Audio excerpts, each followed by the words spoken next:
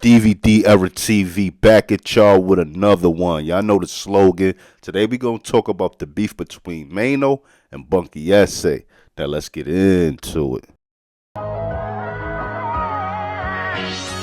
Mixtapes and DVDs is my era. Facts. We did it better. Yep. Pelly leathers, Facts. ACG boots. We 80s babies and early 90s when it got grimy. I was out of this world, you could not find me unless you check the lobby. Hustling was my hobby. We was lobby boys Yep. before Jim Jones. You could catch me in Harlem eating Jimbos.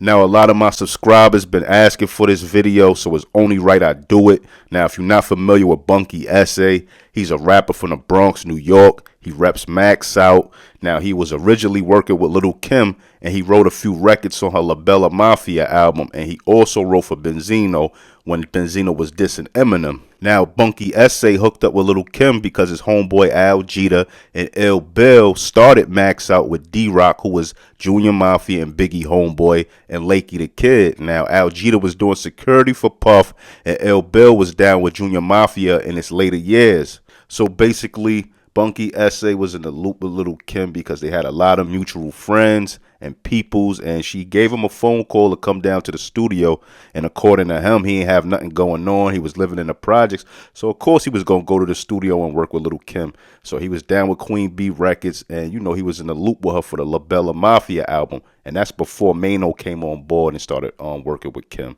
actually, too. And also, Bunky S.A. got writer's credits for the La Bella Mafia album and a platinum plaque from Atlantic Records. And Bunky S.A. used to be real cool with Math Hoffa as well. So for y'all that think he just came out of nowhere getting that Maino, he had a little name for himself.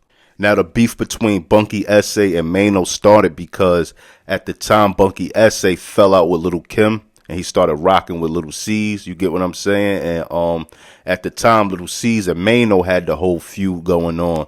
So Bunky S.A. was trying to hold down Lil' C's in the situation. And at this time, Maino was rocking with Lil' Kim, and Lil' Kim wasn't rocking with Lil' C's because she felt he snitched on her.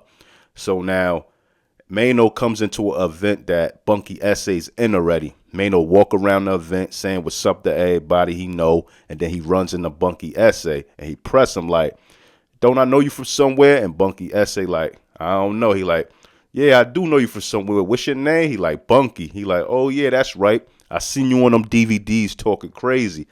Like, is it a problem or something?" And Maino basically like, "You know about me, right?" And Bunky S.A. wasn't like really answering him. And then Maino lifts his shirt up and flashes a gun. And like, "You know about me, right?" And you know, Bunky S.A. kind of complied and Maino kind of walked off.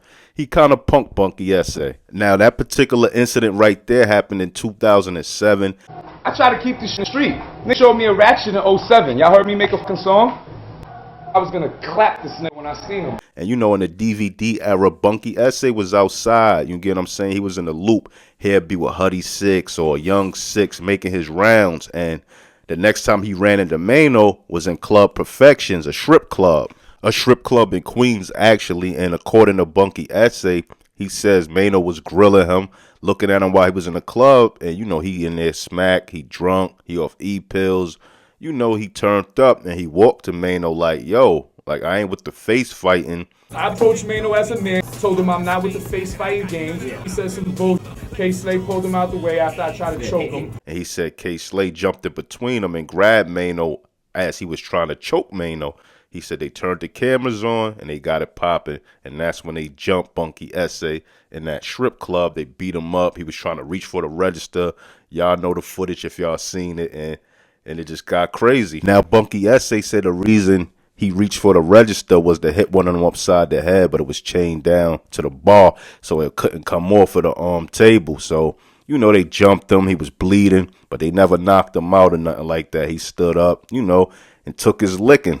Now, the footage of Bunky S.A. being jumped by Maino and Hustle Hard was on Worldstar, and, you know, Bunky S.A. actually responded to the video being posted on Worldstar on ForbesDVD.com. Now, from this interview, he got a lot of attention, and his buzz started to pick up a lot because he was on Nostrand Ave in Bed-Stuy burning Maino's black flags that he was wearing at the time, and he was calling Maino out to a fight. And you know, he was kind of entertaining. He said we could lock in the elevator and fight for 10,000. I'll put a cigarette in my mouth and we could get it on. And he was disrespecting Maino and coming at Maino. And you know, from there, his whole little buzz picked up. So now Maino never really responded to this interview of Bunky essay on ForbesDVD.com and WorldStar because, you know, at the time Maino was lit. This was like 2010. He done had a few hit records out and he was doing his thing. So I guess he ain't really want to give Bunky essay no clout or no light. You get what I'm saying? But his homeboy, Hustle Hard Gotti, responded to Bunky essay, and he exposed the fact that Maino backed the slammer out on him when he seen him at the event he was at, and he also explained them beating him up and jumping him, and you know, he had a little entertaining response. You was holding on to the cash register like you was trying to get your money back. What you wanted, a refund?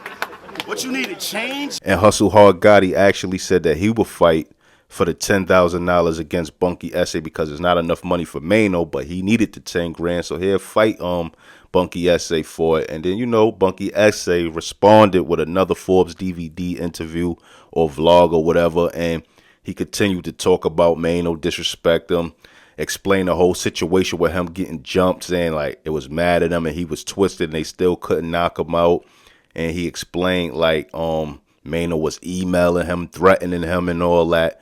And then after that, he dropped like a diss record towards Maino. Now on this diss record called No Subliminals, Bunky essay explains being in White Plains at a video shoot 100 deep. He says Vado was there, Cameron was there, Cassidy, Funk Flex, Bully from D Block, and they all was there. Maino was scared to get out his car. So it's like he was picking his battles wisely. He ain't get out that car in White Plains. I don't know how true it is or the reason Maino ain't get out, but that's what Bunky essay say on No Subliminals diss record.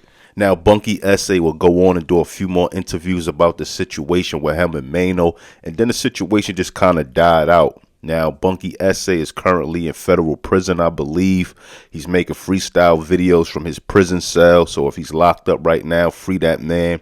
And, you know, this is just a breakdown on the whole Bunky essay and Maino situation y'all been asking for. But tell me what y'all feel like. Do y'all feel like Bunky essay was trying to get some clout off of Maino, or what he was doing was called for? You get what I'm saying? Maino backed the slammer out on him. Well, flashed the slammer at him. And, you know, they jumped him, so he did what he had to do to speak his piece. You get what I'm saying?